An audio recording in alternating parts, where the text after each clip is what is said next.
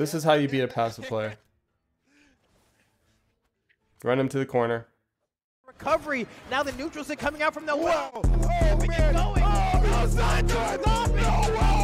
Noel's done it. He's in top 3.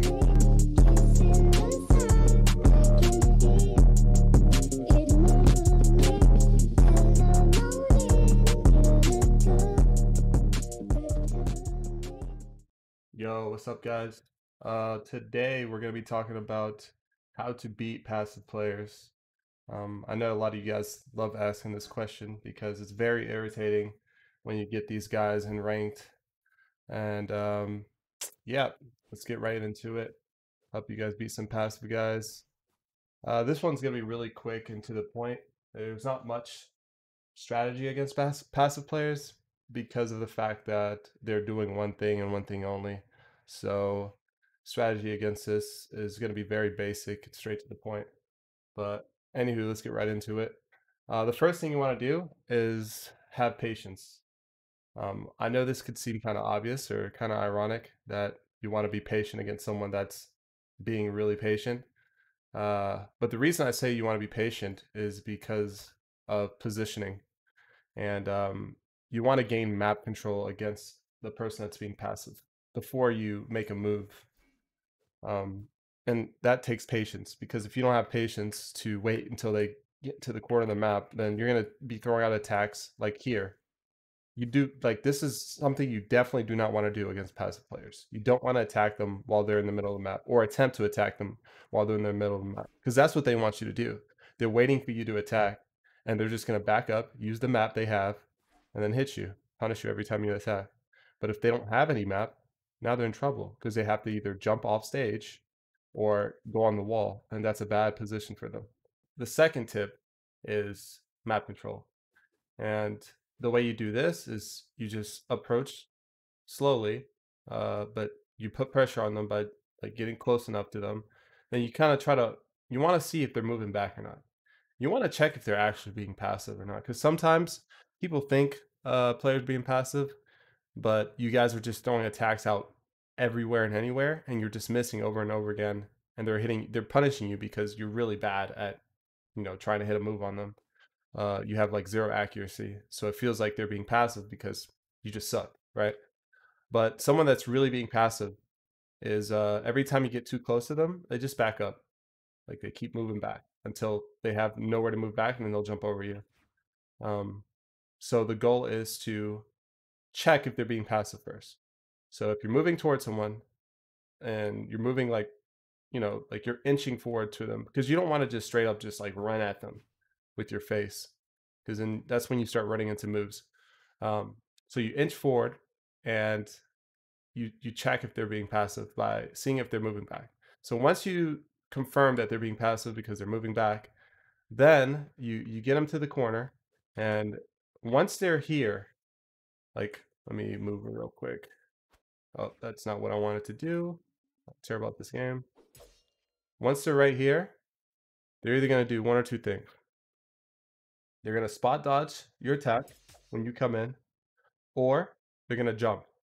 So what you can do is dash in, dash back, dash in, dash back, and they'll probably spot dodge, dash in, punish, or dash in, dash back, sidelight. Another thing you can do is approach in the air and nair. Different weapons do different things. So for axe, because I know you can't do jump nair with axe. Where's an axe character? That's not an axe character. Holy. Okay, this is an axe character. For axe, you can't jump in a nair like that. So what you can do is jump in and approach with reverse dare, because they'll end up jumping into that. Or you jump and you burn a dodge. So you get right here, like you're gonna dare them, and you jump again. Once they dodge, then you get a punish. You get dare D-light. Right? Basically the goal is to burn their option first before attacking. Because usually when you get them in the corner, they're gonna either spot dodge or they're gonna jump. So you get close to the corner, you fake approach them, either by dashing or by like aerial approach, and you jump when you're close to them, burn their spot dodge, boom, attack. And that's basically how you use map control to gain an advantage over a passive player. The next tip is going to be using safe approaches at all times. Like, you don't ever have to commit too hard when someone's being passive. So a safe approach with axe could be like a dare, but like you move back to the middle of the map when you dare, right? And see how I'm still hitting them? This is a really safe approach. And someone that's being passive, again, they're just going to probably try to spot dodge you or move away from you. So if I do this, I'm most likely not getting punished for that. Let's see some other examples. Gauntlets. You can do jump nair, really. Jump nair is really good. Because if they spot dodge that, I'm off the map, and then I can come back with recovery or something, right? So jump nair with gauntlets is good. Sidelight is even good because it puts you in the air. So if they're here in the corner and they spot dodge sidelight, they can't really punish the sidelight. Let's see some other stuff. Blasters. Blasters a little bit tough. You could dash in and do end light. That's another thing. You couldn't use multi-hit moves once you get them in the corner. Because if they spot dodge, you know, if they try to spot dodge your multi-hit move, they're getting hit by this every time. Or this. So that's really good to use. What other safe attacks, I guess? Just attacks that you can keep moving are really good. So like nairs generally are going to be really good against passive players because you can keep moving out of nairs. Dares even. Like, let's see. Like lance dare you can keep moving out of, so it's generally safe. Anything that keeps you moving is really good against passive players. And that's what I mean about safe attacks. You want to throw those out as much as possible. You don't want to commit too hard. You definitely don't want to be using signatures at early health. Like, that's no good. And the fourth tip would be edge guarding pressure. So once you get them off stage, because remember I said they'll either jump over you, spot dodge, or they'll go off stage to the wall. Once you get them to the wall, this will happen a lot. You want to keep the pressure up. Throw out real safe moves on the edge. Don't let them get back up for free. Don't just go back to the center of the map. That's super bad. Like, you're not using your advantage. The advantage is being on here and being able to throw stuff out without getting punished. And so, like, you have a chance of them running into your move and then hitting them off over and over again until they die, or just killing them. Like, if someone keeps getting hit by this, they're going to try to jump over you, right? Now that you can set up for NSIG, stuff like that. So think steps ahead once you're edge guarding. Drop the safe moves first. Try to think, okay, how does he get over this? Well, he'll try to like go out, jump around it. If he's going out, trying to jump around it, I'll have NSIG. Think of ways like that to edge guard people and use your edge guard to your advantage. Really, that's like the main three things that are gonna work against someone that's being passive. Is just having map control, inching forward, making sure they're actually being passive. And once you confirm they're being passive, using safe attacks in the corner, multi-hits right here for spot dodges. Maybe jump nairs or dares if you think they're going to jump. Just using a lot of safe attacks, moves that keep you, like, attacks that keep you moving. And just don't throw out signatures, man. Like, they're just don't throw out signatures against someone that's being really passive. There's no point. And yeah, just keep the edge guard pressure up. And that's really the main thing that's going to help you beat passive players. I do have some examples of this working in tournament. I'm going to go ahead and pull that up. This is something special here. This is like a secret pocket pick. That's good. Hardy sees Hardy. He's not feeding into it yet. Now he notices, like, this guy's running. He's still not feeding into it. He's throwing out safe moves, right? Oh yeah. And now Hardy's like, okay, what are you doing? You see, like, that's he's staying on the opposite side of the map. He's not really inching forward and using map control against him. This is what I don't want you to do. You see how he's on the he's literally on the edge, like, thinking like, dude, what the fuck are you doing? Okay. This is his only way to victory. That doesn't really help your case. I cannot be hit. I feel like he's not the one, upset. He's upset of Little Cap's strategies, and now he's determined. Yeah, this is what you shouldn't do right here.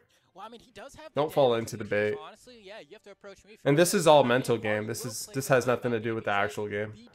right? He's like the essence of old. And this is when like being patient comes through. Like the first tip I gave you guys is probably the most important tip, is to be patient. If you can't do that, you're probably going to get beat by the passive player, because you're going to give in to what they're doing and you're going to get tilted.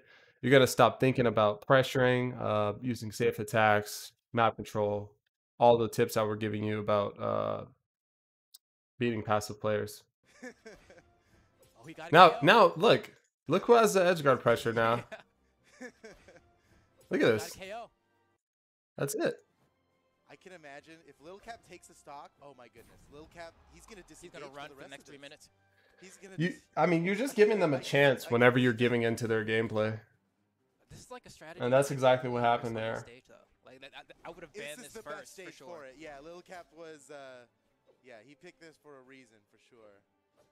Now he's throwing out like why throw out a D light there?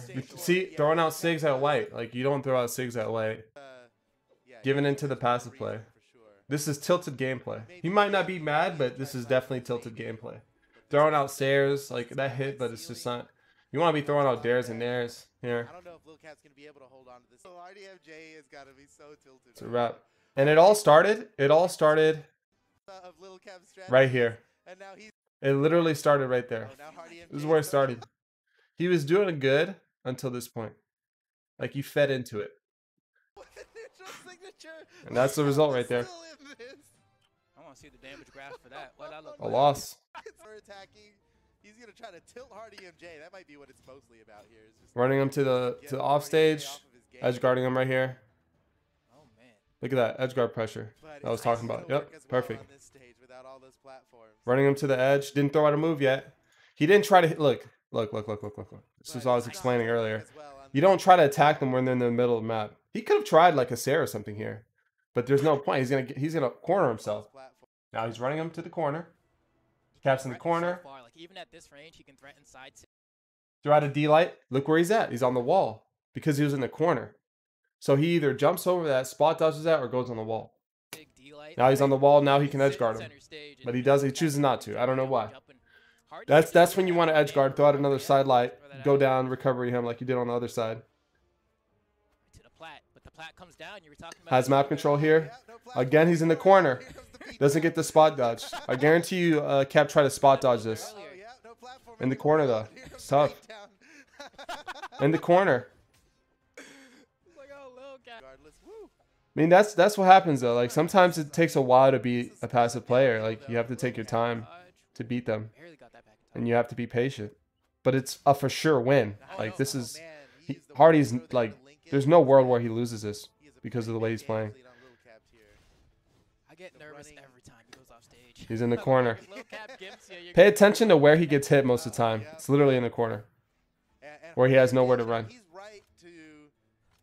He's in the corner. He's off the wall. Threw a safe down sig out. Another safe down sig. Edge guard pressure. I mean, if he mixes up the timing to that, Lil Cap will run into that all day. So remember to mix up timings of when you're edge guarding someone and you're throwing out these moves. Don't just like go from one move to another to one move to another. Like go one move, another. Wait a second, go to another move. Wait, another move, another move. Like, you know what I mean? Just mix up the timing so you can actually hit them. Again, Lil Cap's in the corner. It's not good. Sarah dead. This game's over. Like the way Hardy's playing, just he's in the every time he's getting hit, dude. He's literally in the corner.